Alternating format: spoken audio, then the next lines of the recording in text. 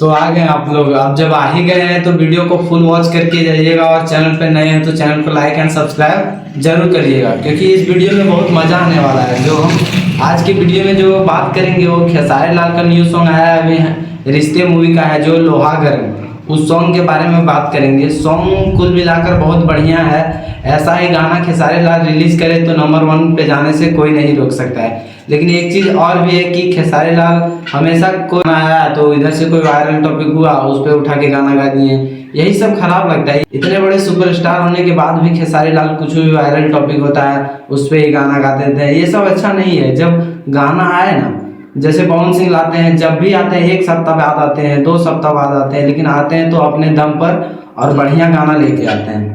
उसी तरह आप भी आइए, 1 सप्ताह लेट कीजिए, कोई जरूरी नहीं है कि एक दिन में गाना आया फिर कल भी आना चाहिए, परसों भी आना चाहिए, ऐसा जरूरी नहीं है। लेकिन 1 सप्ताह बाद आइए, 2 सप्ताह बाद आइए, लेकिन जब भी आइए तबाही मचा के जाइए। ऐसा ही गाना रिलीज कीजिए। जो लोहा गर्म इस बार जो गाना है ये तबाही तो मचाएगा, इसमें नंबर 1 ट्रेंडिंग में जाएगा ही जाने। इससे पता चलता है कि रिश्ते मूवी भी अच्छा है होगा।